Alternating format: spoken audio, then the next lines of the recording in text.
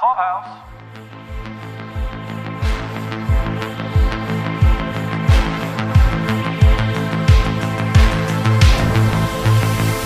Welcome back to Escaping Gilead. This is for the 8th episode of the first season of Hulu's The Testaments. This one was called Broken. This is Paul. This is Caroline. Broken. I think we should talk about that title first, Paul. It's a heavy word. It certainly is. And we had that voiceover with Agnes where she's like basically saying that to be a good wife, she needs to be broken. And we had the plate display, the like metaphor of the plate breaking ritual. Can you tell us about that?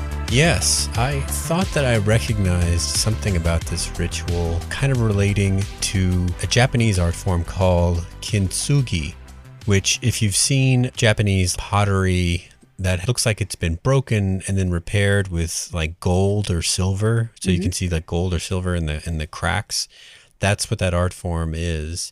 And it does symbolize it symbolizes like a couple things. It's rather than hiding a break or something like that and just going on like this piece is perfect, never mind the problems. It's actually presenting the full history of the piece. So like celebrating what some people might think of as like flaws, but instead maybe celebrating like the mending of it. Yes. Well, and just that it has history, just that it existed before you saw it. and then also the other meaning that is kind of the making something stronger out of many parts, right? Okay. And so I think that's more the plate. It's just this is not necessarily a wedding tradition in Japan. It's just more like an art form and it has been worked into weddings, if I understand correctly, but it's not an ancient Japanese tradition in that sense. But it still reminded me of it enough. And I looked around and it's the closest thing out there that other cultures are actually doing or have done. I mean, so in addition to that, obviously we have the metaphor of the plate and everything, but the idea that Agnes has to be like broken down in order to become this wife. Well, we're getting back to that horse language. Very much so. And I was just trying to think about the idea of, is that true of the idea of like, even some of her ideas about men and marriage and the whole thing, like some of that stuff is getting shattered like throughout this season. Whether it be Dr. Groves, whether it be what happens with Garth, like she's having like a lot of like broken hearts and finding out that men are not all virtuous and good people and all this stuff. And like she is sort of like figuring out, even having Becca, having her drink spiked and stuff like that. Like she's watching men and like the concept of like marriage and everything get broken down like the whole time. So I think that there's a lot going on with this. I don't want it to be as awful as it feels, which is like she has to be broken as a human being, like her spirit and her everything has to be broken. I'm trying to kind of wrap my brain around like all the different meanings that it could be. It seems to just keep coming back to that. That's like ultimately like her innocence has to be broken, her spirit or will. Yeah, like everything, which is just a painful concept. So let's talk a little bit about where we are for our timeline. We think we're at least a week, further into our timeline, enough for some wedding plans to be happening and for everyone to be sort of to the point of like picking the flowers and the cake. And we talked a little bit about the idea that time is of the essence for these people to get married for a couple of reasons. And I think that one of them is obviously the fertility element, right? There's no good reason to go month after month after month planning a wedding when we could be getting pregnant, right? So we shouldn't be wasting any time with that. Additionally, I think that the majority of the commanders that we've met have things to go do, right? Like they don't necessarily stick around this area of Gilead. They may be out at the front. They might be like say Garth might be, or, I'm sure that Weston is called all over the place to handle eye business, whatever he has to go do with that. We know that the commander with the colonies has got to get back to the colonies.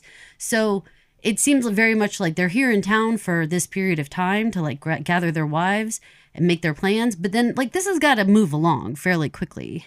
Interesting how they allow Commander Mackenzie to give voice to kind of the awkwardness of the older men marrying the younger girls. Like even someone that's been in the organization as long as he has still recognizes that there's something not quite right with that. But he says, societal norms have to shift. It just makes sense. Like you were just saying, yeah, it just makes sense for the science. But he was so much trying to talk himself He was. into that, He which was. I appreciated the way that they delivered all of that, because I felt like you really saw his pain as a father. I mean, he kept looking around and saying, like, all of you are so young.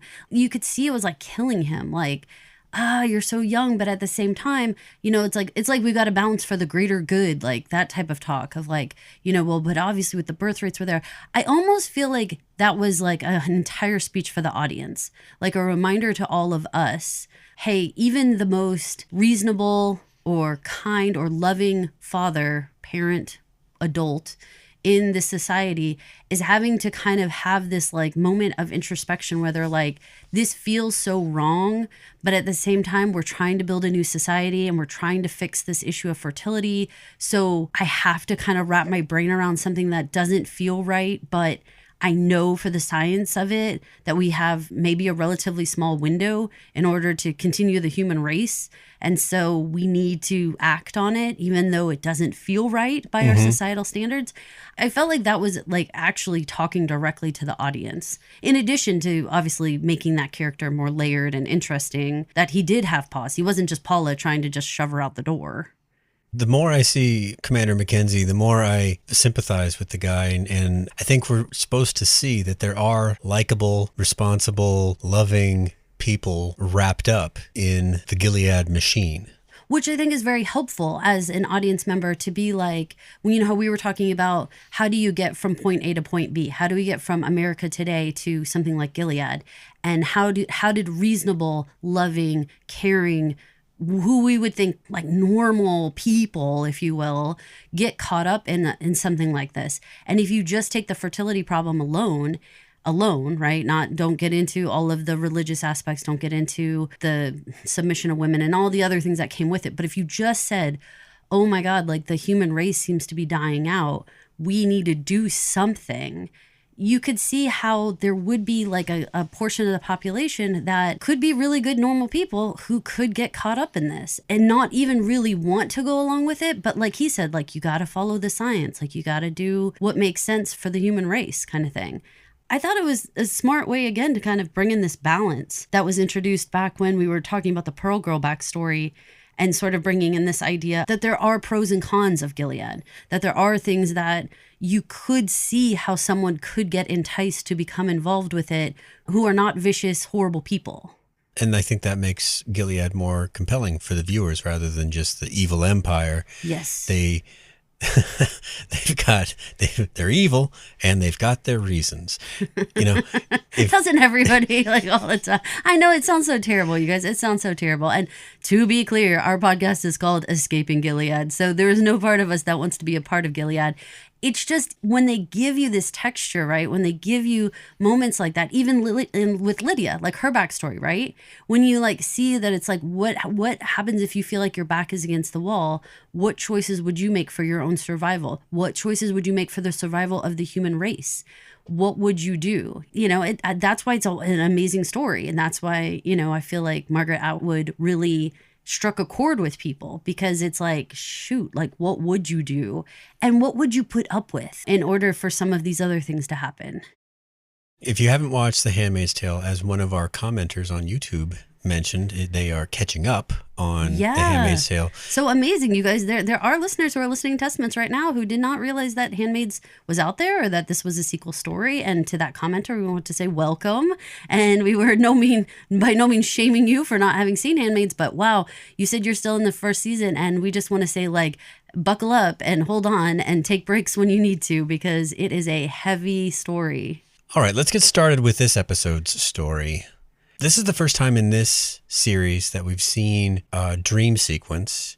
And recalling Handmaids, one of the things that you could kind of hold on to with Handmaids was that sense of, if they were showing it to you, it was happening. If there were dream sequences or flights of fancy, they were minuscule. Right. And I do want to correct you, because I know our listeners will. We did have that little tiny foreshadowing part back when Agnes was coming from the dentist, and they gave us a little tiny little clip of a nightmare dream sequence that I said to you, is this a dream? Is this what are we doing here? Are we being given a flash forward? What are we doing? And we both decided it was a dream sequence of some sort, because that's how the voiceover acknowledged it, right? Like, I started having these dreams. That kind of answers it. I was going to ask, do you suppose that the main characters being girls as opposed to adults might lend itself to having these dreams? Because the nature of these dreams, I know they ultimately end up as nightmares, but they have this kind of pure, innocent sense of like romance built into the setup, at least. Yeah, I mean, I agree with you. I would say that for the most part, they were rather like simple in what they were presenting, like in this episode in particular. Like Garth was just a robot. He was just, he didn't change his face. Right. And Becca was wearing sort of like this quintessential bride outfit that was kind of very like Barbie-esque, very simple, and just sort of, even the surroundings with like all the candles and stuff, like very, to me, I was like equating it with like music video a la MTV, like very November Rain, a very simple visual. This is how she's feeling right now. And really, when you take that and you like look at the Hulda part of that scene, most especially the sound, you guys, oh my God, on the audio. That whoop. Hulda hits the ground. Oh my God, that was like jarring. So the dream sequence worked for what it needed to do, which was just tell us exactly what Agnes was feeling at different points during this episode, which was a very, very fast episode. So we didn't have a lot of time to like dive in deep into her feelings or anything like that. But the dream sequences gave us a little, glimpse into her psyche. And we knew she was sitting there worrying about Hulda and feeling like Hulda was screaming out to her. And we knew that Becca was like choosing Garth and all that stuff well before it happened, like that we were given all the information that we needed. I was cool with it. This whole episode was so short that everything was sort of just like these individual clips pretty quick. It was almost like of some of our favorite sitcoms, they do like clip shows where you get like little bits from each episode. It was kind of like that. Like you were just getting sort of a lot of vignettes, like this was happening here and this is happening here and this was happening here. Like you just need the highlights, of what's happening in each storyline. Did the dreams work for you? Were you okay with it? They worked for me. I don't need a lot of it. It may actually lend itself to the Agnes character to have these every so often to remind us that it is future adult Agnes, the one, reviewing her teenage self as a shit, to quote her. Right. That person is the one telling us the story, and that she has nightmares still to this day. Okay, so let's jump into what was going on at the school. So we have the copulation class going on, which was the briefest explanation of sexual reproduction I've ever seen in my life. The whole advice of just like, trust your husband, he'll tell you what to do. Moving on, let's go into pregnancy and prenatal care. I was like, what? And they have the drawing of like the uterus, kind of thing, the ovaries. Completely out of context. Yeah, no joke. They never really even explained what the drawing was. They were just like, anyway. You don't get a real solid sense of the way the plumbing works in high school health class, but at least they put the outline of the body around it. And usually there's like some labels and arrows, right? There's like names like pointing a little bit. Yeah, that was a wild class. But again, just underlining the concept that these girls are supposed to be getting prepared to be wives, yet their preparation is ridiculous. Croquet and loom class. Yeah, and I don't even know what you've been a wife a long time. Yeah. I haven't seen you get your loom out, and I can't I haven't even been looming. What the hell? I haven't even been looming, y'all. I admit. And my croquet has fallen dusty in the garage. But yeah, as it turns out, those two things were not like as important as I thought they might be. But still, right? I felt terrible for the girls because I really felt like they had no idea, what they're getting into. And do you think that's the actual class, or do you think Vidala just cheesed out? Trust your husband was her cop out. No, I mean, Vidala, I don't think is the type that would just like blaze through if there was like a curriculum she was supposed to be following. I think she would have done it. The main theme for these girls is like ignorance is bliss, right? Like, let's just not tell them too much. They're basically going to find out anyway. So let's just have them stay as happy and cool and whatever as possible. Because we don't want anybody to turn tail and run. We don't want anyone to get scared. We don't want anything to happen. No, part of that is like kind of like, is there's no reason why the facts couldn't have been told to them and it be explained in a way. Now, you could have been, it didn't have to sound like a terrible experience, which is kind of like the foregone conclusion. Like, well, why couldn't she tell? Well, because sex would be a terrible thing for them. It doesn't have to be, except for that we have this massive, they're like 13 or 14 years old and these are grown men. Certainly the first amount of times is not going to be, the best at all. I don't know exactly if it's just that they wanted to keep them in the dark because it's just much easier to be submissive if you have no idea what you're up against, right? Yeah. And just trust your husband. Trust your husband. It doesn't necessarily mean, now this is going to be me with my, what did they call it? Like optimism bias. It doesn't necessarily mean that the man is going to be horrible to you. I don't think we have any reason to think that Garth is going to come in on the scene and be like rough with Becca or something like that, right? I don't think we think that. Whereas I think Weston or some of those older commanders who were already being like gross and leery and stuff, like chances are we're not going to be as kind about whatever they were going to do. But it's not a foregone conclusion, I don't think, that every single one of them have to be horrible. And I'm saying that, you guys, and I'm even like kind of laughing at myself on the inside, like, Caroline, they're going to be terrible. But, I guess because they're not held to any other standard. Like, why do they care if their wife is happy with what happened, I guess? But also I kind of think to myself, like, but wouldn't it kind of just be easier if she was happy with what went on? Like, you guys do have to like live in this house together and she is your wife and all this stuff. Like, does it have to be terrible? And does everything have to be awful? But I know that's not the way the society works, you guys. So I'm just going with ignorance is bliss. They're trying to keep them from knowing as much details as possible so that it could just be like everything's magic and we don't know. And of course we have the scene between Daisy and Shu where, they're actually trying to explain, Daisy's trying to explain to Shu what happens. And Shu was like, you must think I'm completely stupid. Which reminded me of the Golden Girls when Rose said that when she found out, she thought it was, quote, a colossal joke. And that is exactly how Shu reacted.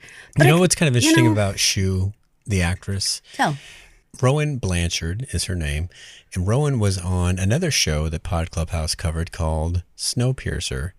And so when that came up, I looked her up to see what else she had done. And she was actually on a show. Remember Boy Meets World? Yeah, she was Girl Meets World. She was in Girl Meets World. Yeah, I do remember her now. That show came out 10, 12 years ago. Wow. And she was playing a teenager about the same age as Shu. Oh, that's funny. 10 or 12 years ago, because she was actually that age. Well, here's the deal. I saw a little bit about the casting about this, and I've seen some people's questions about it. One of the things is that as the testaments go on, these same actresses are going to be portraying older people, right? Not like ancient, but into their 20s and everything. So the idea of casting true 13-year-olds or 12-year-olds would hold you back, who then needed to play a 25-year-old 2 years from now, say, that could be a problem. And also I saw people kind of questioning, like, would the audience be okay seeing someone who they perceived with their eyes to actually be 12? Because we're all being pretty cool about it, but these women are all in their 20s who are portraying these ages. And so, like, we're not actually seeing a 12 or 13-year-old getting married off. We're looking at a 25-year-old or something. So is that just more like, palatable to us as the audience? Or do we go with the idea that they didn't want to have to age them up later or even deal with that? So if the majority of the story is going to happen a couple years from now when they need to be a little bit older, it just made sense. I like that kind of logistical reason, because shooting with kids is a risk. Look at Stranger Things. Right. Exactly. Not every kid that is perfect on screen when they're a kid has the same presence as they age. Very true. And you do have what you just said also, kind of that psychological balance of the viewer being able to stomach what they're seeing with who they're seeing do it. Right. I'm sure it's like a real tough balance for Bruce and the gang in the writer's room and the casting room to get the exact right look. And we don't know how much of the meat of the testaments, like we are expecting this to run several seasons. We don't know. I mean, this is only the very beginning of the story for us. So they have to be at the youngest point. But we don't know if we're going to spend 3 seasons of them being 25 and then 2 seasons of them being 30. Like, you know what I mean? Like, we don't know. I'm trusting that they cast people that they thought could kind of run the gamut of this age range that they're going to try to handle. Yep. I without agree. having to recast, which is super important too. Other stuff that happened at the school, we have the wedding pairings were announced. And I think the most interesting part about the wedding pairings was you had to watch Daisy, because Daisy was just all surprises. She was like, like she didn't know that Commander Chapin was Garth. Right. By my I estimation, find that surprising, to be honest. And by my estimation, I don't think she knew that Weston was the choice for Agnes, who's the person that she's closest to. I completely agree with that. I don't know what to think of that exactly, but I agree that she was doing a very good job of being like, like everything. And everyone was so annoyed. I love that. I love that everyone was like, why does your pearl girl have to sit with us all the time? Like, she's getting so boring. What did you think about the reveal that Becca was actually given the choice and she chose Garth? Like, what's with the like screw in the side of Agnes? Like, why did she opt to do that? Why didn't she say that privately to Agnes? Like, hey, I don't want this to come back to you later. Our moms talk. My parents actually did give me the choice. And of all the choices that I had, I really felt like Garth would be like the kindest or the one that would make it the least scary or whatever. I mean, it's really an understandable choice, right? It is. But why do you think that she chose to do it like at the table, like in front of everyone and like emphasize like, I chose this? What was the point? Was it to hurt Agnes's feelings? Was it to just set the record straight and like walk on? Becca, she started the show alone as the only girl advancing from plum to green. Mm-hmm. And so she was sort of in the recesses, like she was in the group, but she was keeping very quiet.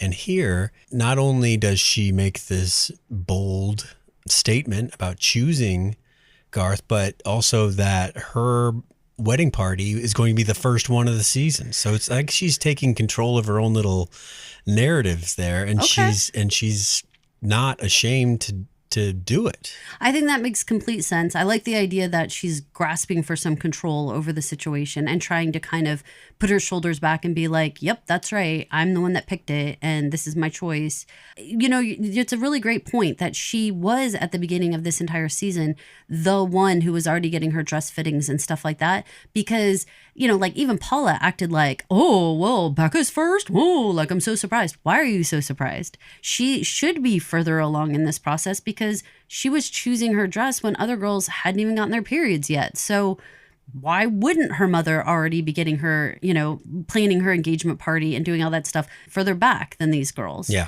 So yeah, really good point. And like Paula's like really head up her ass per usual. Paula. Always got to be so rude, right? So let's move on to like a sad portion of this, which is Hulda. In the last episode, I said to you guys, I was very concerned about the dentist storyline. It felt weird that we hadn't brought it back yet. I wasn't sure if Hulda had already gone to the dentist because we had already had the ball and we had already had the like meet and greets of the commanders. So I thought maybe between the ball and the meet and greets, maybe she would have gotten her teeth whitened, right? Like it would have made sense that for those meet and greets in the house, remember when they did that with the commanders? Yeah. She would have been putting on her best self at that point, right? Like she would have had her cleaning and she would have had her teeth whitened already.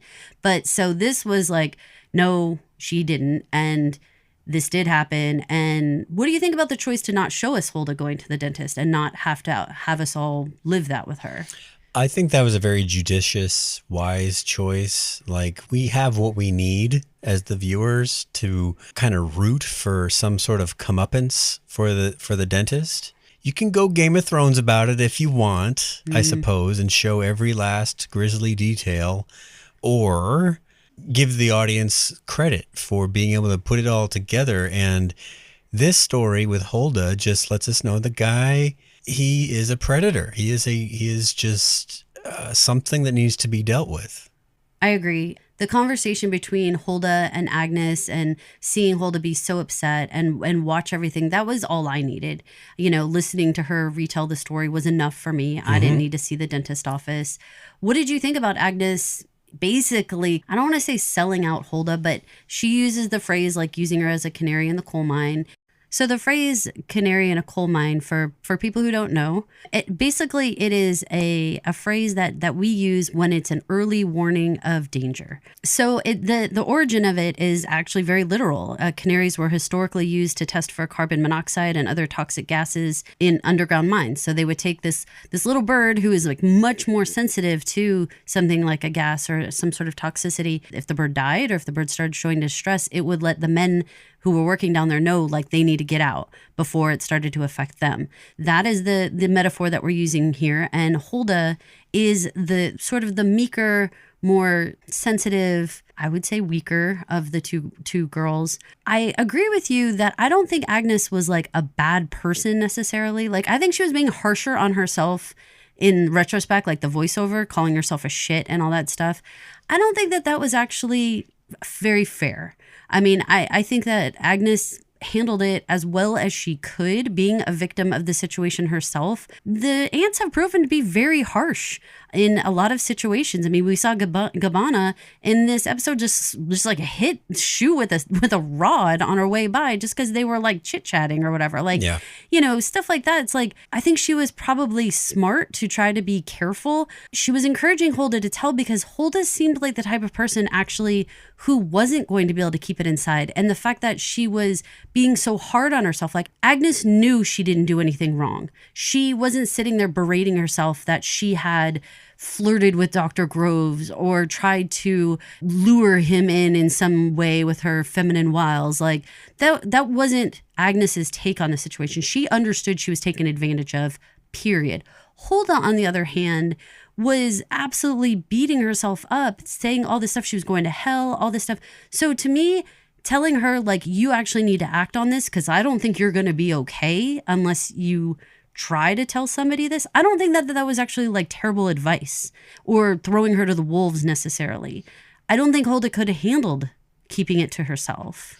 No, she looked like she was going to just shake herself to pieces. I think we're tempted to want more out of Agnes because we know that she is June's child. But she doesn't know. And the main character, for all intents and purposes, right? As far as she knows, she was raised here, living these beliefs and ways of existing. And so she's just a normal person, doesn't know yet that she's meant to be the hero. I don't think that she did anything wrong. I don't know if there's something that we're missing, and we could have been. Now that's the part of the story that we don't know. Maybe Agnes knew if you accuse somebody of something and it doesn't turn out to be true, there is massive corporal punishment that goes along with that. And so maybe in her mind, this is like between the lines, we're supposed to read that Hulda could have been seriously punished. What happened with Aunt V in that entire conversation was actually fairly benign when it comes to what goes on with the aunts and what is a perceived, wrongdoing by one of the girls, right? So Aunt V could have been like, put your hands out. Let me beat you now for this entire situation. Anything could have happened. Maybe if something horrible happened to Hulda, we would have a different feeling about Agnes and the fact that she kind of pushed her to talk first. Fair enough. But since it didn't, it's hard to beat her up too much about it. I very much appreciated the message that, was out there for anybody who was watching who was a victim of any type of assault, where they clearly said over and over again, you were not in the wrong. It was not your fault. You didn't do anything to ask for this. I think the show was being very responsible in making sure that the message to any viewer, if there was a 12-year-old girl watching this episode, they were told, you didn't do anything wrong and you need to know that. And I think that, again, when we try to give accolades all the time when we can, when I think things are handled carefully and thoughtfully, and I feel like they continue to send that message the whole time. Both Agnes and Daisy told people that needed to hear it that message. Yes. I agree with the message, and I agree with the way they're handling it. A whole other situation that's going on with the girls that's also going on at the school is we have Shu and Daisy. We have the fact that Daisy got her period in the last episode. This is still going on. She's still hiding it. We didn't know how long she'd be able to hide it, but so far she's still managing to do this. Shu knows. What do you think about Shu and her ability to sort of walk this line where she is very, very certain that this is the way life should go? Like she's sitting here like, I drink, water and I eat organic and, and like she's very certain that she's walking the right path in life. Like she was like, why do you think you're on this planet? The whole thing. She buys in, yet she's not running off and telling the ants. So she has this side to her that is like not just this like staunch blind follower. She does have this side to her where she's like still has this like sisterhood where she isn't trying to, tell on Daisy right away. What do you think's going on here? Is this a game? Is Shu gonna use this to hold over her head at some other point in time? There's that part that we kind of found out with Daisy where it's like telling on someone else is just gonna get you in trouble as well. Because Daisy could easily be like, well, she's known for 2 weeks or whatever, and then Shu's going to get beat too. And Daisy's already proven that she's going to do that because she'd sold out Agnes with that business. Yep. What's Shu's angle here? Well, we've been mentioning in past podcasts the nature of friendship and trust and faith amongst just your people. Not in God. I'm not talking about that kind of faith. It's been sort of mixed because Gilead is a tough place to have friends because when push comes to shove, if it's your neck or theirs, then you're going to pick theirs. Mm-hmm. But the girls in this episode have been saying like you don't betray friends. Like maybe they haven't learned whatever lesson that hardened up Paula just yet. That's what I'm going with, because Shu's kind of hard to read. She says terrible things and calls her names, but then also allows her to call her Shu, which she had not granted the familiar address to her before now. Do you know girls like Shu that are like both not gonna rat you out, but are also really hard on you? I mean, I generally think that good friends, just generally speaking, challenge you. I don't think every friend should have all your same beliefs. I don't think every friend should, just be like a yes man, if you will. Like, what kind of friend is that? I don't need friends like that. I need friends who are going to be like, are you handling this right? Like how, like even she's like, how are you going to hide this from the ants? Like, what are you doing? Are you thinking this through? Like, she wasn't about like, I just want to go tell like a tattletale. She legitimately was trying to kind of talk it out with Daisy, being like, this is a no-win situation, what you're doing here. And why, as a Pearl girl, and again, we have to remember that supposedly Daisy came here, like she said, like you came here to be a part of this entire way of life. Why are you not participating in this now? Why are you pulling back? Like, what are you doing? And to be honest with you, Daisy didn't really give a reason. When pushed, when it's like, you're a Pearl girl, why would you not want to get married and have babies? That's why you came here. She never really answered. She never really was like, well, I'm scared and I'm not ready to get married. And I think I need a couple more months of being here at the school because I don't really understand all the traditions and culture of Gilead. And I think I need more time. Like she could have probably tried to give a reason. Yeah. But she actually didn't. And if I was Shu, that would be like in my brain floating around like, what the hell was that? Now that we know that the parameters of her mission are, at least what we've been shown so far, are pretty loose. It's soak up whatever information you can and tell it to Garth. That's it, right? So what is going on in her mind to make her want to stay where she's at? Is there something that she can learn at the school that she thinks is more important than moving on to becoming I mean, it is scary. She was raised in Toronto. She wasn't raised to become a wife at her age. Right. But she also just wants out. Yeah. So, I mean, it's much easier to stay at the girls' school than become a wife and be like locked away in a house with no access to other people and stuff in many ways, right? I mean, I know in theory wives like to talk to other wives and all that kind of stuff, but also your husband could lock the front door and be like, you don't get to go anywhere. Yeah, there's no girls travel group. Right, she's better off she's better off looming and croqueting at the girls' school. That's where I'd want to stay if I were her and try to just pick up information there. You're kind of speaking like in a very practical way as a spy. But if you're just thinking about how do I stay safe and get the hell out of here, I don't want to get married. I don't want to go do all that stuff. And also, I'm like 14 or 15 or whatever. Like, I don't want an adult man touching me. Like, I recently saw this thing because we say stuff like underage women. Like we say, oh, like these girls, right? They're underage women. You never hear the phrase underage men. Like, that's like not even a phrase. Because it's like the way we treat girls in general. Like, we try to use these other words. We try to say things like young lady and crap like that. And it's like, no, man, they're girls. They're still girls. And it's a weird, messy situation. But anyway, I don't know what's going on with this Daisy shoe thing. This, to me, feels like it's going to blow up in some regard, but I don't know how it's going to get twisted. Do you suppose that Daisy, using her sharp tongue, like we have seen her use before, when she said, "Do you really want to be the last prepubescent girl standing?" Do you think that was what got Shu to be like, "You're right"? She's not going to say you're right, but... I don't know. I think it's the same thing that made her go and stick her neck out for Becca and run and get Daisy and get Becca, who was drunk, into the bathroom and everything like that. I think Shu is a good friend. You know, I think that she has her snotty talk at times, I guess I want to say, where she tries to like act better than others or whatever, but not really. I think she's trying to play her part. I think she's desperately trying to be grown. And she thinks, is she saying the things like this house has like mediocre party flow, like that? Oh my God, that is so grown that I don't even, I mean, I'm 48 and I'm not over here with like my mediocre party flow talk. Like, that is very adult. So she very much wants to be looked at as knowledgeable and grown up, and she knows what to do and she knows how to act and all this kind of stuff. You know, she still tries to be sort of like big sister-y to some of these other girls in a lot of way, but also she's still a friend. Like, I think she's still acting as a friend.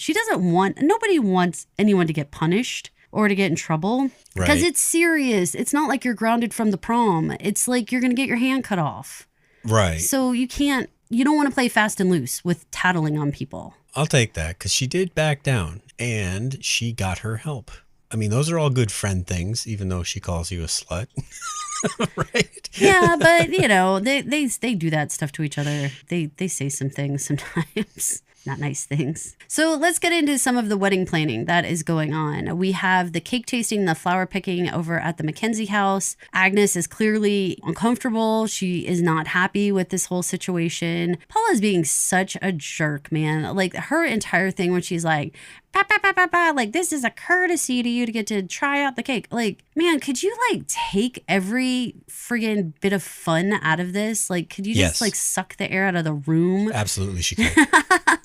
Constantly. What did you think about Weston kind of trying to be a little charming with her and try to be a little like, this is about us and this is about what you want and like you're the one getting married and all that kind of stuff? Like, what did you think of this tact he was taking rather than be like, why don't you listen to your mother and pick a cake already? I think it's from the Commander's playbook. You know, like we saw Josh Charles in the final season of Handmaids do everything he could slow dancing to swoon Serena Joy. And then once the nuptials were exchanged... Don't tell everything because we know we have at least one listener who hasn't watched it. So we won't spoil it for you. Let's just say he changed the rules of the game. Yeah, there's bait and switches all over the place all the time. I agree, but what did you think about him even playing that? Like, why bother when he could have just been like, pick a cake, Agnes, or just I choose this one, moving on. Like, he's actually trying to be soft and trying to kind of take this. I can't take him at face value for that. I can't at all. It's like so fake. It's so fake. I can understand maybe using a softer touch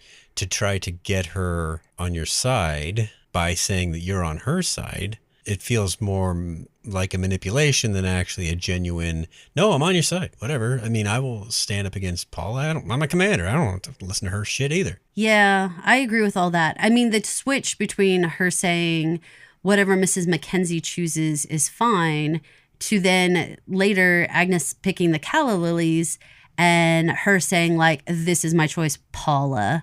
Wow. I mean, what a 180 in like 5 minutes time.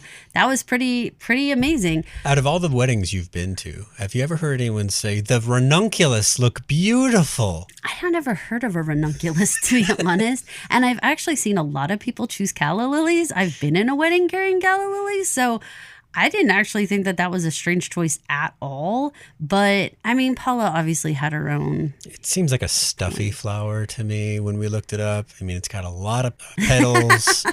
I mean, it's I just. didn't know you cared. I mean, there's something elegant about the calla lily that They're very simple. The ranunculus was like, "Hi, I'm a flower." Oh my God. I think that calla lilies are considered sophisticated and classic and simple but beautiful, like that kind of thing. So I don't know. I don't know where Paula's point of view was. I don't think that there was anything that Agnes could have picked that Paula wouldn't have said, isn't there something better we could do? Like, I don't care what she would have picked. If she picked the ranunculus, I feel like she would have said like, well, what did you consider the calla lilies? You know, like if Agnes she was like that had been trying to please Paula, I think there was like a grid of like 9 cakes on that table, like a 3x3 grid. That means she had an 11% chance to pick correctly or get shut down by Paula. That's a pretty low percentage for being able to play that game. I don't think there was, I think she would have shut down every choice. I just think she just would have picked something else just every time. That's just my take. Let's get to the engagement party because we have Becca's and Garth's big engagement. It's actually being held at Garth's father's house. And this is a point in time when we are seeing a very interesting world building portion of Gilead. If for some reason you are not a Handmaid's Tale watcher, then we will just tell you that the special needs community was not represented at all in that entire series. We sort of, or at least this viewer, drew some conclusions about Gilead and its approach to special needs. And reminder, we are parents to 3 special needs kids, so this is something that we absolutely had our eyes open for. My opinion was that they took a pretty harsh view. Like, if you're not going to contribute to this society the way that we need you to, they have ways of dealing with that. Or specifically, if you're bringing any type of genetic issue to the pool, like they don't want that. Right. Because of the whole birth situation. Well, we know that the ants practice kind of like a paper version of eugenics by choosing mates and that kind of stuff. It's not quite. Yeah, but they said that was in order to avoid incest. Inbreeding, yeah. Yeah. So, I mean that's important, actually. I don't know if I would consider that eugenics as much as you don't want like brothers and sisters marrying each other and stuff. That's a little different than straight eugenics. All right, you got at least in my opinion, it is. Maybe that's the definition of eugenics. I don't know, but for me, no. It's not that. That's more like selective breeding is eugenics. Oof, breeding heaps. But here we have Garth's father, who is seriously infirmed. He, when they wheel him outside after he has like a muscle spasm that knocks over a glass, Garth indicates to Daisy that they can speak freely because his dad can't understand them anyway. So this left me with the impression that Gilead wants to have Garth's dad out there because he is a war hero. They want to be able to say, like, we take care of our own by having him keep his house, for instance, rather than move to some sort of assisted care for wounded veterans or something like that. And I'm going to even add in a potential other idea, which is that if you needed to rally support for continuously sending your sons to fight on the front against Mayday, you just wheel out Garth's dad and say, look, Mayday poisoned him and did this to him, and they could do this to any one of us, and so we have to continue to send your sons to the front to fight Mayday. So to me, I think there's also he's like a cautionary tale, but also I think it's the same motivation of keeping the hanging bodies on the bridge. Like, why wouldn't you just cut them down and bury them? Instead, you continue to leave them up for everyone in public to see. So there is some sort of public, recognition of what Mayday has done, and everybody needs to see that in order to keep reminding themselves of why we keep up the fight. What did you think about Garth defending his dad? now I want to know more about Garth, and I wonder if that's what that conversation was really about. Now I want to know how he could have been the son of a war hero who decides to join the other side. Well, because he's like the reverse of Daisy. We have Gilead hurts her parents, so she decides to join Mayday and go against Gilead, right? Yeah. In this case, Mayday hurts his dad, but he joins Mayday. What a twist. And like, how does one make that choice over the other choice that Daisy made? I think there's going to have to be some steps in between. Yeah, I think so. Clearly, we're missing something because, yeah. And how would he have become like radicalized, if you will, from the inside? You know, because he clearly grew up in Gilead then. So what? Like, how did this happen? And maybe I'm saying clearly, but maybe that's even a jump because, first of all, is this his biological father? There's no reason it is. There's no reason why he was born of these two people. Maybe he was 10 years old when he came to Gilead. Like, we don't know when he was taken or whatever. Or was he born there? We don't know. That's all. Yeah. So maybe he had ideas and maybe was never fully turned into a Gileadian and had his own ideas the whole time. Maybe he was born and raised there and somehow got this other idea. I wonder if he's going to be a character that they expose a lot of background for, or if he's going to be like, remember the American operative from the first show, like Sam. We never got his whole story. I equate him to Nick, and it took a while to get Nick's story, but we got Nick's story. We got an episode of Nick's story. That is true. So I don't know. I think we'll find out more, but I don't think you bring in his dad and everything unless you're gonna there's dig more. Okay. I mean, I think so. Why show all those people? You know, they didn't really have to. He could have just been walking around with Becca greeting people. They didn't need to even show his family. So there's something there. I don't see Daisy making any amount of progress in this get me out of here thing. I'm not sure what's going on with that. The other thing that happened at the party before we head to the big dentist storyline is, you know, we have Agnes and her dad have that chat, and we did talk about that a little bit. But one little nugget that came out of that was that Paula wants a handmaid. I don't know what is in my craw, but I feel like, is it possible that a Pearl girl could go be a handmaid and not a wife? I believe yes. Out of all my knowledge of the books and the shows, there's nothing that would lead me to believe that there's something that would prevent that. I mean, it's kind of a bait and switch for the old Pearl girl, but I mean, look at Talia. She came to Gilead to find something new, and she's gone now. So they do change the deal on them. Very true. Very true. And I think that, I mean, Daisy could jump out of the frying pan into the fire, becoming a handmaid, right? And so, like, but that puts her into the Mackenzie house because we're having Agnes leave the Mackenzie house, right? In theory, heading over to the Westons. One of the tricks about this, and I discussed this with you when we were actually actively watching, but Weston's tact of encouraging her to be oppositional to her mother, encouraging her to just make your own opinion, whatever, like your mother isn't important. I think that's actually his abuse game. I think it's a way of causing a huge divide between Agnes and her parents. Mm-hmm. If he can make them, you know, look at her as like, boy, you're like a pain in our ass or whatever, or create a situation where she is like no longer welcome to be asking their help or asking their opinions or whatever, then he has her all isolated. And that only works to his advantage. Well, you had that clocked right away. But so that didn't even take extra analysis. You saw that like as classic abuser. Yeah, isolating. 101. Always you want to isolate. So here's the deal. My question mark is, how do we keep the Mackenzies relevant?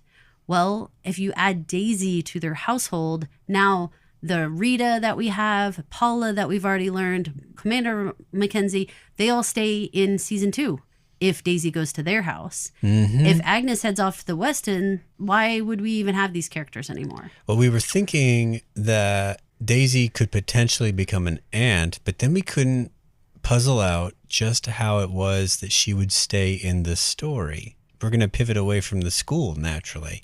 Since we know what the existence of a handmaid looks like, it's kind of a gut punch to see a character be put in that position.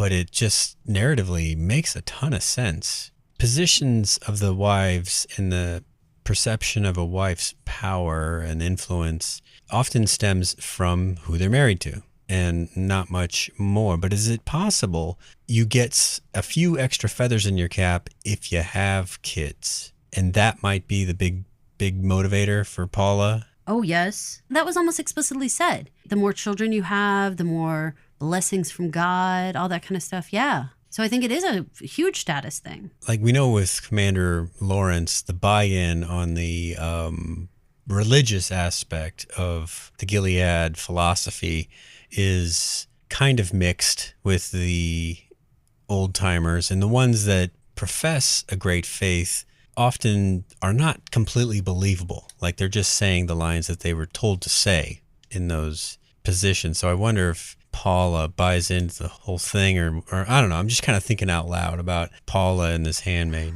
I was kind of surprised when he said Paula wants to have a handmaid. Like I was pretty surprised at that because I don't see her as somebody who wants to have a baby in that house and be like dealing with this baby. But also she's kind of like the ultimate PTA mom. Like she is also like very much wanting to be involved in the whole dealings with, like, how do I say this? Not that she's a good mom, but she also wanted to deal with all of the ball and the whole, the tea and hosting the tea and all this stuff. Like she wants to be involved in that stuff. Like she wouldn't be the hosting family if she didn't. Yeah. And we had a comment about how Paula probably even rigged with the Rita for her to get, with the Martha, I called it the Rita, that's funny. With the Martha, to have Agnes be the one to get the bride in her cake. Yeah. That was a comment that we had on the podcast. That's, on YouTube, yes. Someone wrote in and said, hey, did you see that look between Paula and the Martha? Like she knew that Agnes was going to get the bride. Like she's steeped in this. Like there are those PTA moms who like live to be a part of that stuff. I'm not I'm a volunteer, guys, but there is that specific type that needs to have their hand in everything. And I think that with Agnes getting married, like what is she supposed to do with her time? What is she doing? Ride, Paula. Yeah, ride applesauce all over the place. All right, let's get into like the yuckiest part of the storyline, which is the dentist. He's attending there. He's mingling with the girls. Obviously, he's in attendance because it's Becca's party. But we have a lot of moments of like Agnes being repelled by him and the conversation between Agnes and Aunt Lydia. What do you think about that whole part?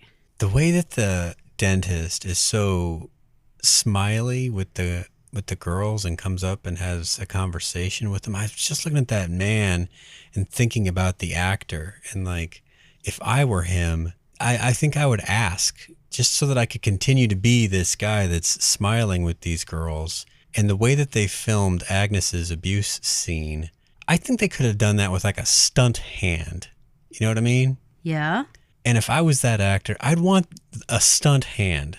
Okay. Rather than, I understand it's not better exactly, but for him to play that character, play the, gee, girls, can't wait to get you back in the dentist office aspect of the character, I think I would have to separate the two things. I mean, intellectually, I'd know that that's what he's there in the story to do, the bad stuff, but I wouldn't want to do the bad stuff.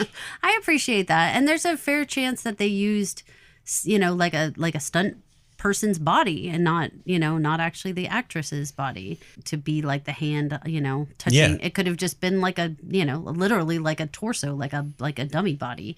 I know we care about that kind of stuff so much more now than that was ever thought about in the past, about putting people in those terrible positions because they're real people. And this is, a sad thing that happens and no one even wants to act it out as it's happening, Mm-hmm.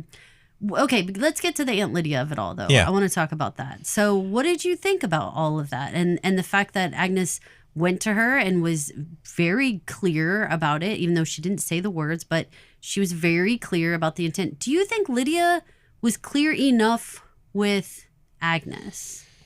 No, not for a child's ears. We understood through body language and her face acting and the words that she chose, especially regarding that I forget the exact terminology, but there's God will deal with those that need to be dealt with.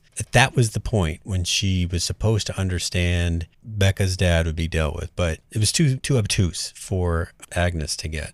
Would you have gotten it at that age? I don't think so. I don't think so. And even when she was saying it, like the voiceover, like I didn't realize that Lydia was saying that he would be taken care of and other stuff. I mean, it basically sounded to me like she was saying, don't worry about it because you're about to get married. And so you're never going to have to deal with him again. And so basically like I'm really sorry that happened to you, but we'll make sure that you never have to ever see him again. Yeah. But that's not exactly the same thing as your friend Shu, when she, gets her period, is also going to have to go get her teeth whitened. So we're not going to protect her. We're just letting you know that like you and Hulda don't have to see him anymore, like moving forward. So those aren't the same messages, and Agnes, I think that the main thing is, yes, of course, she doesn't want it to happen to herself again. But I think because of Hulda, she is looking at the people coming up behind her and being like, I don't want any girl to go through this anymore. And I don't think that Lydia was remotely clear about that. As a book reader, I've been missing the chapters where we get pure Lydia stuff. We do have that Lydia episode with the stadium, and that was great. But you TV watchers need to know that in the book, we got so much more than just that from Lydia's point of view. And one of the elements of the story is dealing with the dentist. That is something that they carried from the book to the show. And so when they start talking to the dentist, or talking about the dentist and talking to Lydia, I'm thinking, yes, this is the stuff. And it does go a little bit differently, but I knew that Lydia was not going to let this stand. She is so protective of the girls. I think we're supposed to understand that she had a big shift after the slaughter at Jezebel's about how she protects the girls. Yes, I agree. But Agnes wouldn't know that. Agnes would have no idea. And that's the part that we have to go with, right? We have to say, was she clear with Agnes about it? As a viewer, I'm not even sure that I felt like I knew for sure that she was going to take care of the situation until the voiceover said, I didn't know that Lydia was trying to tell me she was going to take care of it. That's how we knew, not by Lydia's words, but by what Agnes's voiceover said. I don't know who was supposed to get it. Not Agnes in person there, not us without the voiceover. I don't think that there was a good way for you to figure out that she was trying to say, don't worry, we'll make sure he never does this to anyone again. It was more like, well, you won't have to deal with him again. The twist for the book readers, of course, is that it sounds like Daisy is going to jump into this fracas. Definitely. And Daisy had nothing to do with the entire dentist event in the book. And so this is just a very enticing way to end this episode, because Daisy has that June look in her eye. Oh, definitely. Like, I'm so angry right now. And also, I'm going to act on this. Like, I'm going to do something. And she says, I mean, again, the voiceover says, I could have no idea what Daisy was going to do. I can't believe that Daisy's not going to knock a tooth out on purpose or break a tooth or do something to have to go to the dentist. That almost seems like it's written on the wall, right? Yes. Like, I don't know what else would be. The trick of all this is, and it is a good twist, and Bruce Miller, all the credit to you on this stuff, and the writers in your writer's room, the Becca and Garth of it all, the whole, like, it's Becca's dad. Garth is her betrothed. Garth is the handler for Daisy. Garth is the obvious one to have to act on Becca's dad. Daisy is the one who would obviously call Garth to come and pull rank on Dr. Groves. So, they made it good and twisty. Like, they made it to where everybody has motivation to hide it. Everybody has motivation to say Daisy's telling a lie because of Becca, because of Garth, because of the whole situation. Like, I mean, this is a mess. This is a total mess. And like, congratulations to the writers for making it so it is not cut and dry of how you do this. And even if successfully Dr. Groves gets driven out and who knows what the consequences are, I can only imagine it's death. I don't know. I mean, Gilead doesn't have a lot of gray area. I don't think they have prisons. I don't think they have prisons either. Given all that, Agnes is probably the one who it ends up looking like she had something to do with this, which then throws Garth and Becca to hating Agnes. all of which Agnes would want. So it has all the consequences that you want in a huge drama, right? Well, and you didn't even mention the likelihood, but not verified on screen, that this might have been happening with Becca too.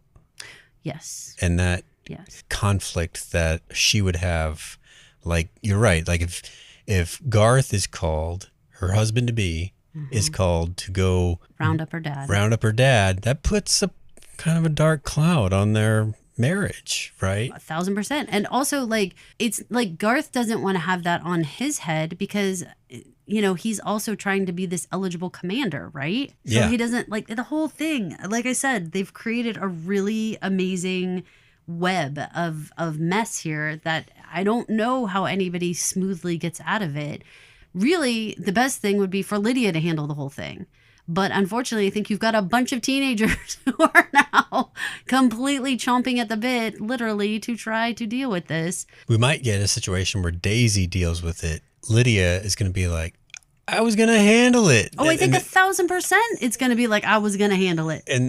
But I think would help with the cleanup in some way. Okay. I don't know how, obviously not physically, but you know what I mean. Like spinning it or creating a story or selling a story so that her girls are protected. But that puts us into next week, though. I mean, this was a super short episode, but it really did set us all up for number 9. Number 9. So it's exciting, you guys. I hope that you're enjoying this very complicated tale that they're starting to tell here. And I don't know how this will wrap up, but I definitely feel like the dentist is going to be handled in 9 and 10. Like, I don't see any way around it. Do you think they do something like they dodge it in 9 and 10's the big bam?